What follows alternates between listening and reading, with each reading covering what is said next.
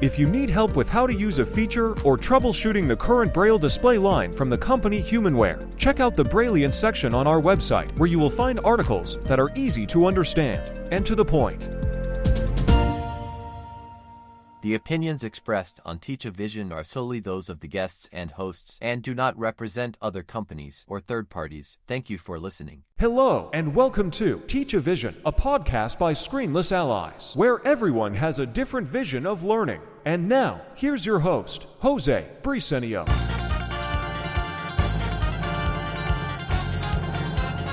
Hello, everyone. Welcome to Teachavision, episode number 54. We are definitely getting closer and closer to 60. I know, it's a big shot, but hey, we can hope, right? Alrighty, so we want to thank everyone for listening to the previous episode, which would be part one of this story of the camp that Mariah and I are telling you about. And on this part, it's mostly going to be talking about Mariah's former guide dog. How did this dog even play a role in here? And why am I so mad about that? Well, find out right here on this episode of Teachavision by Screenless Allies. I did learn the holds. I did learn how to transfer a kid out of a wheelchair. I did learn how to transfer them back into a wheelchair, but it did take some fighting.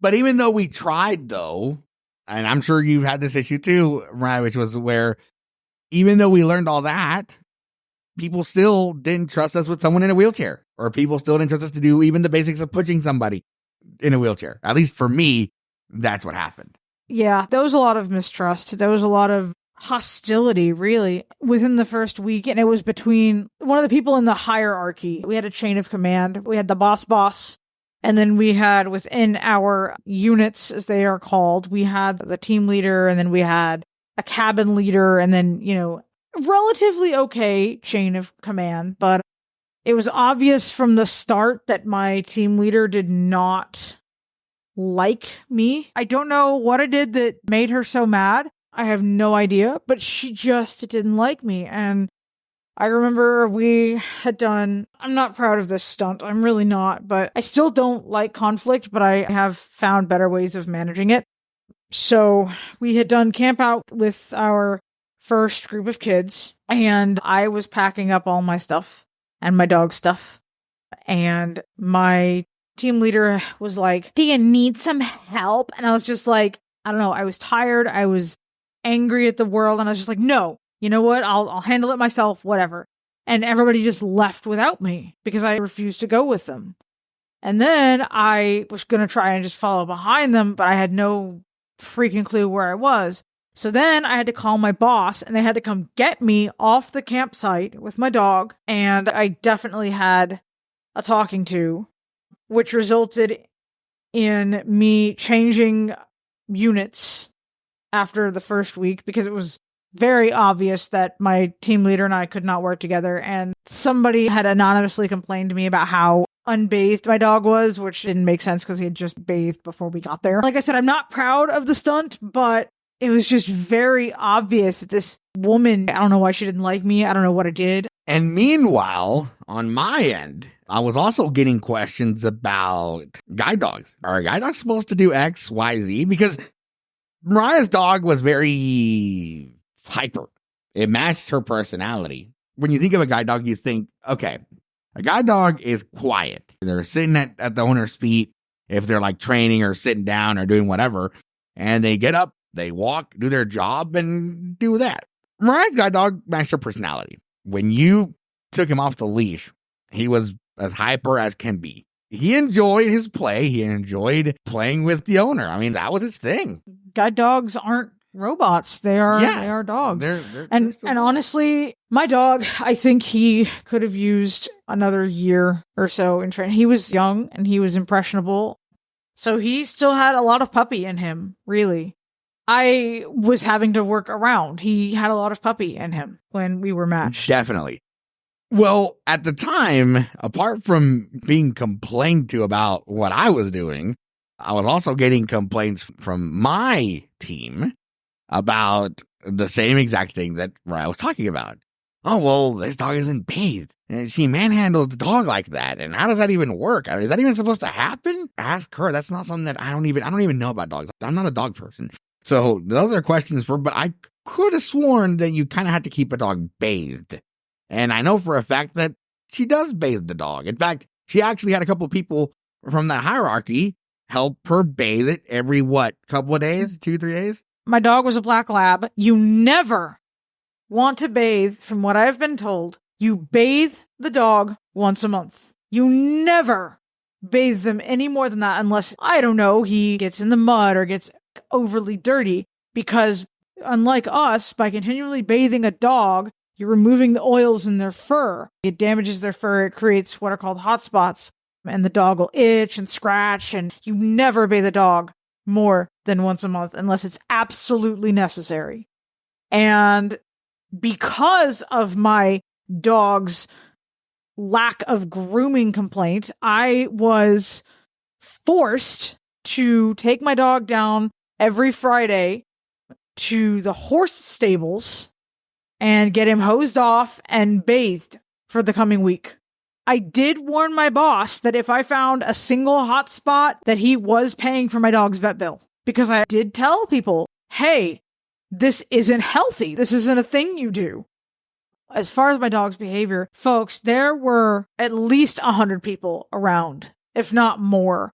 Some kids were in wheelchairs. There were so many different things. We were in classes where there was a lot of noise. We were in classes where there were live animals and things. And there were things that my dog had never, at least that I had known, had seen before. And there were times that we had our problems, but I handled them as I was taught. Unfortunately, what was happening was people were getting the wrong ideas and going to Jose. Nobody would talk to me, A, unless I had my dog around, or B, unless it was to say something about what we were doing for work. Well, and that was another thing, too, of I think we might as well just go ahead and look at the social aspect while we're talking about this. Want honest, non-influenced reviews over assistive and mainstream technology from a blind person's perspective? Check out the Teachability reviews on our website. Let's just go and talk about the social part of this, because it came to my attention, for me at least. Ryan knows about this. We didn't fight over it, but we did talk about it, because here's the thing. People, like she said, she had the dog around, so obviously most sighted people love dogs. Obviously, when you see a cute puppy, you're gonna, people would want to keep this puppy. So what do? They invited her to go places. And when that happened, she would tell me about, oh, I'm going to this. Well, I wasn't invited. So weekends off meant weekends off camp. And this place was out in the middle of nowhere. No access to transportation, nothing. So I know it sounds shallow. If my dog is what got me out of there for a couple hours, then great. But I also knew, I was like, I'm not going to let my friend be excluded. If they're not going to take him, the least I could do is like get him something. Because like I worked there for 6 weeks, and I can tell you, if I hadn't been able to get off the premises, I'm not sure how sane I would have stayed throughout the experience. So honestly, it's shallow. It is. I know 95% of those people that I worked with, they probably only wanted me around for the dog. And it did hurt me a little bit. But at the same time, I was like, okay, well, I'll use what my dog being around can get me to my advantage. Because I need to get out of here. Even if it's only for a couple hours, I need out. I remember one day as well, someone asked me, do you want to go to Sonic and grab food? And I remember, I'm like, you know what? Let's go. But I'm going to make a quick phone call. And actually, I remember Mariah was taking a nap while I was doing this phone call. And I was actually calling her. I was calling her. And she, hello? Hey, you want to go to Sonic? What? Yeah. When? Like right now. Now? Like get up and let's go. Okay. Yeah. All right. I could have just left her behind and said, you know what? I'm going to Sonic. See ya. Wouldn't want to be ya. Yeah, no, but he was nice about it. I realized quick what I had done, honestly, and I was like, okay, can Jose come too? He needs to get off camp. And sometimes it worked and sometimes it didn't. And if it didn't, I always tried to make sure I brought back something. Or she would just say back, too. If he couldn't go, I would be like, all right, then no, I'm good. We had each other's back. Oh, yeah. 24/7. How are you doing? Are you okay? Do you need to talk? Let's talk during that 10 to 12 break. And I remember I told her 3 times, I am out of here. I'm done. I quit. And she told me, you can't. You cannot.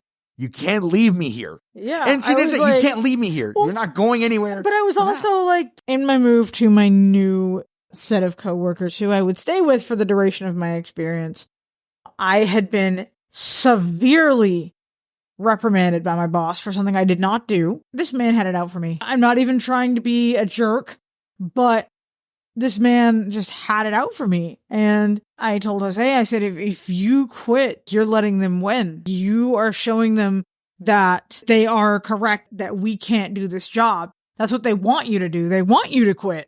Like, even her sister had to get involved to intervene with me.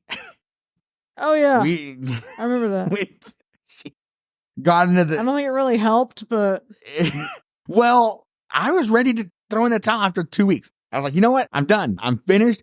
And Mariah you can't quit. You need to prove that you can do it. And I was like, well, how am I going to do that? And she told me, just keep advocating. So I did. I was there for about 5 weeks. You left earlier than I did. Yeah, I left a week earlier than you, if I remember correctly. Yeah. I think it was 2 because I had a session after you left, and then I had our children with Down syndrome session. Okay, yeah. So I did leave 2 weeks. Well, and what kept me motivated too was we ran into another person who was visually impaired as well. She was one of those that would complain on a constant basis. Unfortunately, though. Complaints with no action. Exactly. And so that motivated me to keep going. The last straw for me was we were dealing with a little situation and we had to clear the area. Mariah, you know what I'm talking about. We had to clear the area. Oh, yes, the ice cream party. The ice cream party. We were having to take kids and someone was like, we need someone here in a wheelchair. And so I got behind the handles and I was like, okay, you need to tell me where to go. I told the other person, that was helping me out, you need to tell me where to go.